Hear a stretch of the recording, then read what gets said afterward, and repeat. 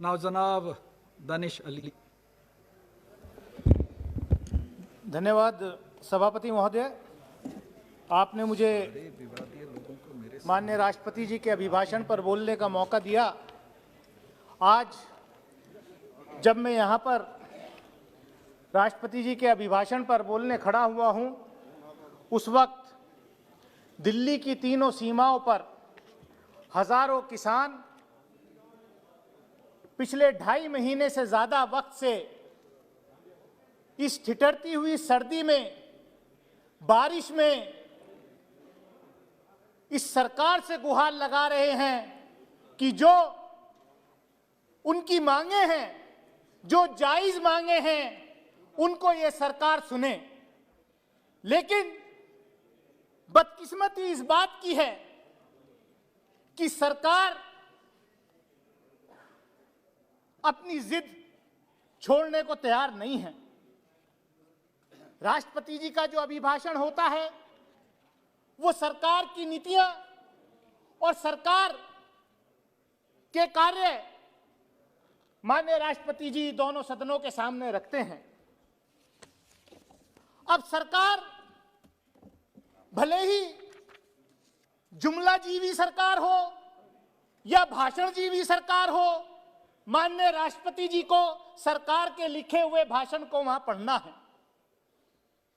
मैं सिर्फ यह कहना चाहूंगा माननीय सभापति महोदय, आज जब एक तरफ चीन हमारी सीमाएं लांघ करके धरती पर अपने गांव बसा रहा है, कब्जा कर चुका है काफी सारी जमीनें, लेकिन सरकार को जो तत्परता वहां दिखानी चाहिए थी, हमारे जवानों को, हमारी आर्म फोर्सेस को ग्रीन लाइट दे करके कि जाओ मुकाबला करो, लेकिन पता नहीं किस दबाव में ये सरकार जो है चीन के खिलाफ जो है अपनी नीति स्पष्ट नहीं कर रही।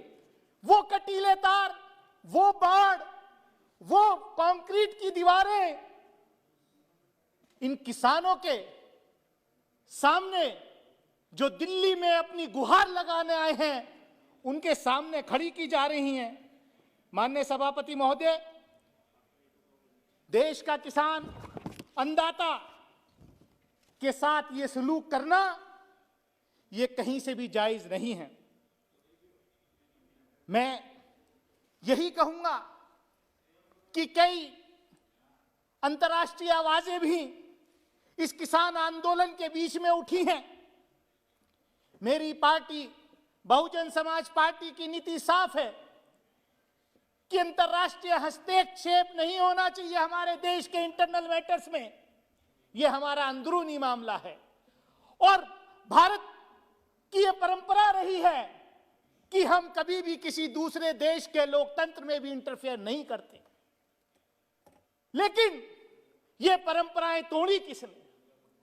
हम आज जिनको ये सीख दे रहे हैं कि यूएस स्टेट डिपार्टमेंट हो, यूनाइटेड नेशंस हो, वो लोग हमारे यहां जो आंदोलन चल रहा है उस पर बोल रहे हैं।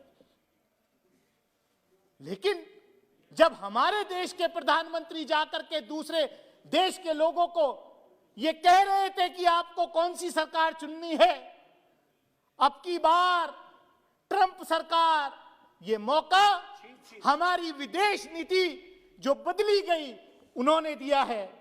लेकिन मैं सिर्फ इतना ही कहूंगा माननीय सभापति महोदय कि सरकार तो आती है जाती है। ये इतिहास है इस दुनिया का कि जब जब जो सरकारें किसानों से टकराई हैं, उन सरकारों का हश्र अच्छा नहीं हुआ है।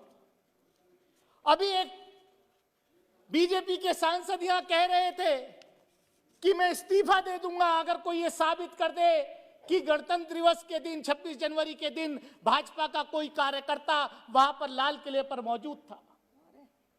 मैं कहना चाहता हूं कि शायद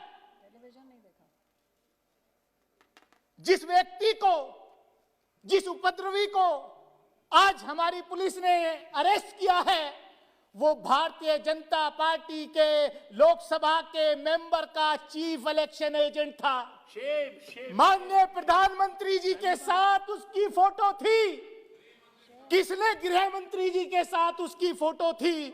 और मैं ये कहना चाहता हूं माननीय सभापति महोदय, माननीय प्रधानमंत्री जी के साथ फोटो, तो उनके फोटो फ्रेम में तो कोई मंत्री और सांसद भी नहीं आ सकता।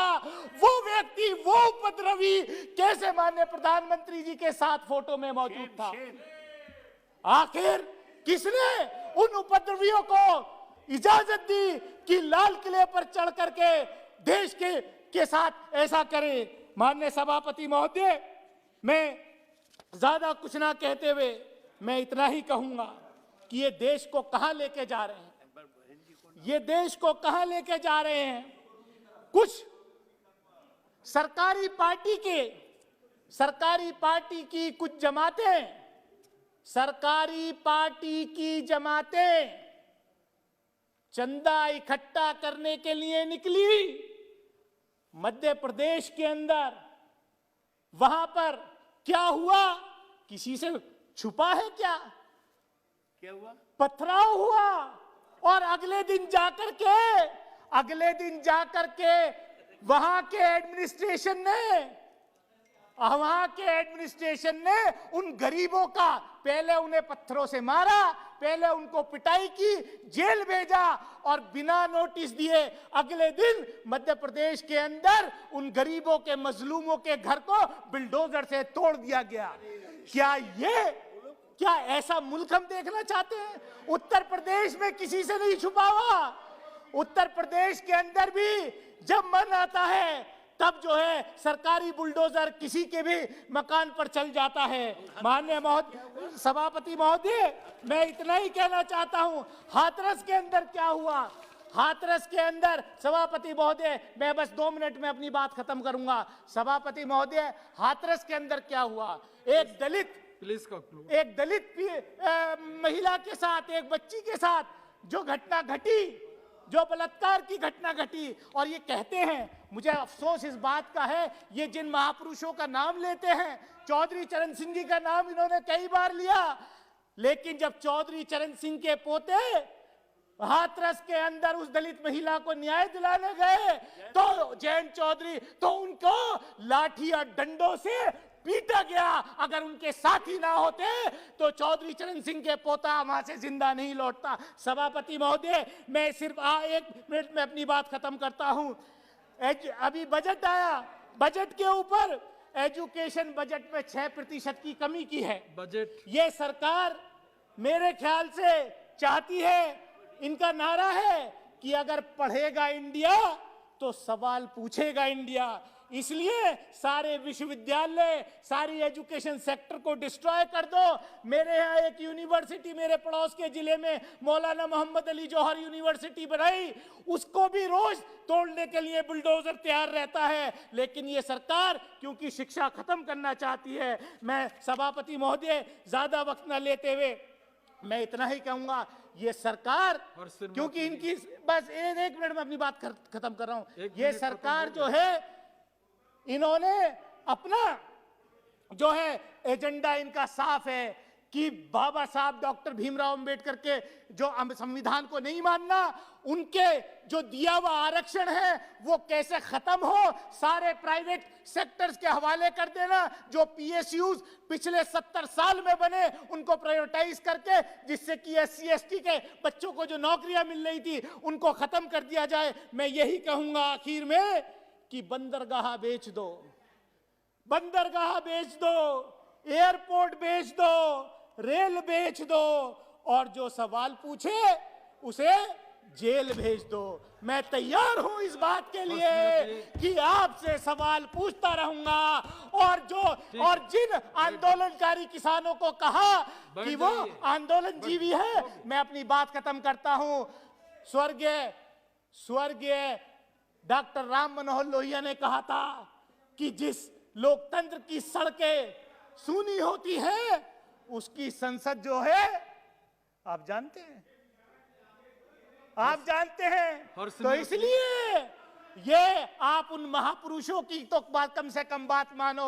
और सभापति महोदय, मैं कंक्लूड कर रहा हूं एक सेंटेंस में। आज जो देश में हो रहा है, गरीब को, मजलूम को, अक़लियत को न्याय नहीं मिल रहा, और वो न्याय जो है जुडिशरी में भी क्राइसिस आ गया है। मैं इसी बात के साथ अपनी बात खत्म करता हूं कि मुझे स्वर्गीय अरुण जेटली जी का एक बयान याद आ रहा है, संसद के अंदर दिया हुआ। उन्होंने आपका कहा 1 मिनट का भी खत्म नहीं हो रहा है। कंक्लूडिंग आपका 1 मिनट अरुण जेटली जी ने संसद के अंदर कहा था कि आज के जो जजेस है, जो जुडिशरी है, वो इस बात को तय कर देखती है कि रिटायरमेंट के बाद मुझे क्या बेनिफिट मिलने वाले हैं। उन बेनिफिट्स पे तो कोई असर नहीं पड़ेगा। यही आज क्राइसिस सरकार में है, यही जुडिशरी में है। आपका बहुत बहुत धन्यवाद। Thank you very much.